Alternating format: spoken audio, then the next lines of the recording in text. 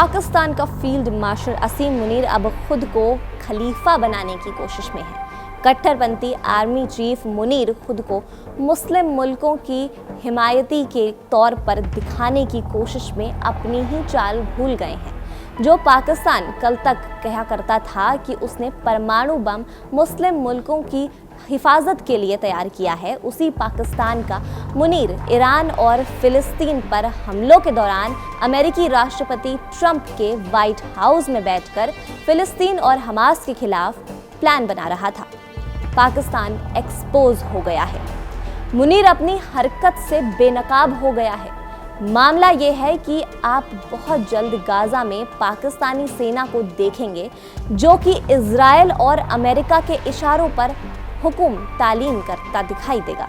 जी हाँ, गाजा में पाकिस्तानी सेना भेजने की चर्चा अचानक इसलिए सुर्खियों में है क्योंकि पाकिस्तान ने पहली बार खुले तौर पर कबूल कर लिया है कि वो इंटरनेशनल मिशन के हिस्से के रूप में गाजा में सुरक्षा बलों की तैनाती करने जा रहा है।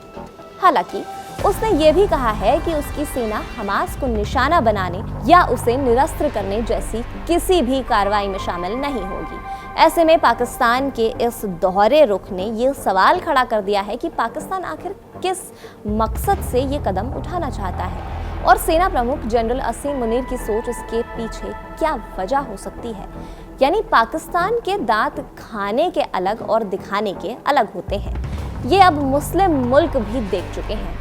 कहानी ये है कि पाकिस्तान उप प्रधानमंत्री और विदेश मंत्री इशाक डार ने प्रेस कॉन्फ्रेंस में बताया कि गाजा में सेना भेजने पर सरकार ने फील्ड मार्शल और सैन्य नेतृत्व से सलाह के बाद मंजूरी दी है। डार ने कहा कि पाकिस्तान चाहता है कि गाजा में जाने वाला अंतर्राष्ट्रीय स्थिरीकरण बल यानी आईएसएफ का मकसद सिर्फ शांति स्थापना हो और किसी भी पक्ष के खिलाफ सैन्य कार्रवाई ना हो। लेकिन पाकिस्तान खुद यहीं फंस गया है क्योंकि गाजा की जमीन पर क्या ये संभव है? अगर ये मुमकिन होता तो फिर इंटरनेशनल स्टेबिलिटी फोर्स की जरूरत ही क्या होती? यही वजह है कि डार ने जोर देकर कहा कि पाकिस्तान हमास को निरस्त्र करने, उसे हथियार डालने पर मजबूर करने या फिलिस्तीनी प्रतिरोध को कमजोर करने वाला किसी भी भूमिका में शामिल नहीं होगा। लेकिन जानकारों का मानना है कि ऐसा ही था तो पाकिस्तान को गाजा जाने की जरूरत ही नहीं थी। दरअसल जानकारों का मानना है कि ये दावा किया जाता है कि मुनीर और ट्रंप के बीच एक सीक्रेट डील हुई है और यही वजह है कि पाकिस्तान अब ईरान और फिलिस्तीनियों के हित की बात करने से कतरा रहा है। हालांकि पाकिस्तान दशकों से फिलिस्तीन का खुलकर समर्थन करता आया है और उसने कभी भी हमास को आतंकवादी संगठन घोषित नहीं किया। पाकिस्तान की राजनीतिक और धार्मिक भावनाएं भी फिलिस्तीनी प्रतिरोध के प्रति सहानुभूति रखती हैं। इसलिए इस्लामाबाद के लिए किसी ऐसे कदम का हिस्सा बनना मुश्किल है जो उसे फिलिस्तीनी प्रतिरोध के खिलाफ खड़ा दिखाए। हाल के हफ्तों में जब ये अटकलें आई कि पाकिस्तान को हमास को निरस्त्र करने की भूमिका दी जा सकती है, तब पाकिस्तान की सड़कों पर जमकर विरोध हुआ था। रक्षा मंत्री ख्वाजा आसिफ ने ऐसे बयानों को खारिज करते हुए उन्हें बेबुनियादी और अस्वीकार्य बताया था। इसका मतलब साफ है कि पाकिस्तान की सरकार और सेना दोनों किसी ऐसे हालात में गाजा में उतरना नहीं चाहते हैं जिससे देश में वो कई फ्रंट पर घिर जाएं। बहरहाल आपको बता दें कि गाजा में आईएसएफ की तैनाती अमेरिकी मध्यस्थता से तैयार किए जा रहे एक बड़े शांति समझौते का हिस्सा है जिसका मकसद संघर्ष विराम, गाजा का पुनर्निर्माण और सुरक्षा व्यवस्था को स्थिर करना है। संयुक्त राष्ट्र सुरक्षा परिषद ने इसी मिशन की अनुमति देने वाला प्रस्ताव मंजूर किया है। लेकिन इस प्रस्ताव में यह भी शामिल है कि आईएसएफ को गाजा के विसैन्यीकरण का समर्थन करने का अधिकार होगा, यानी हमास को हथियार छोड़ना होगा। यहीं पर पाकिस्तान फंस गया। अब सवाल है कि पाकिस्तान इस मिशन में शामिल होने पर विचार ही क्यों कर रहा है? इसका पहला कारण कूटनीतिक है। पाकिस्तान मुस्लिम दुनिया में अपनी भूमिका दिखाना चाहता है।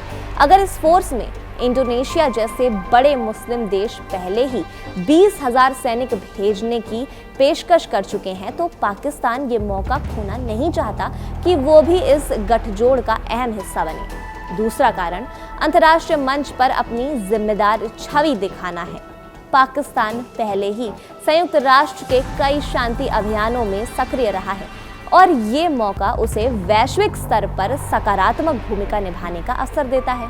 लेकिन सबसे दिलचस्प पहलू यह है कि पाकिस्तानी सेना प्रमुख असीम मुनीर का मकसद क्या हो सकता है।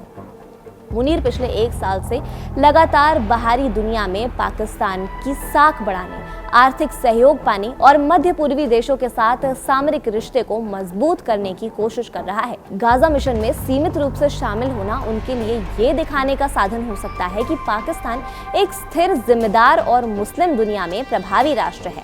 साथ ही वो ये भी चाहता है कि सेना की अंतर्राष्ट्रीय भूमिका और मजबूत हो, लेकिन ऐसे तरीके से जिसमें घरेलू राजनीति प्रभावित ना हो और पाकिस्तान किसी प्रतिरोध समूह के खिलाफ ना खड़ा हो दिखे।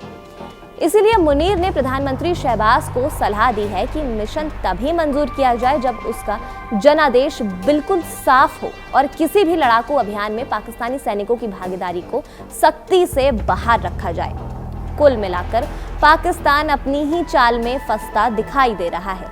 एक ओर वो गाजा के हालातों को सामान्य करने में अंतर्राष्ट्रीय समुदाय के साथ मिलकर खड़े होते दिखाई देने चाहता है, तो दूसरी तरफ उसकी कोशिश रहेगी कि वो ऐसी किसी भी कार्रवाई से दूर रहे जहां उसका हमास के साथ सैन्य टकराव ना हो। ये पूरी रणनीति दिखाती है कि पाकिस्तान गाजा के मुद्दे पर अंतर्राष्ट्रीय राजनीति में सक्रिय रहना चाहता है, लेकिन अपने घरेलू राजनीतिक और धार्मिक समीकरणों को बिल्कुल नजरअंदाज नहीं कर सकता है।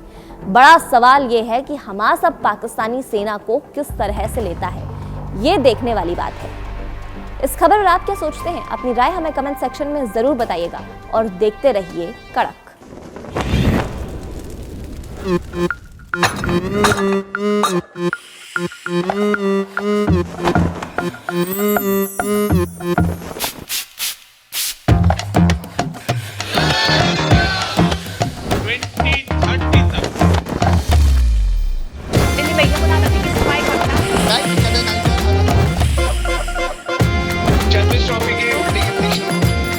ये कड़क है।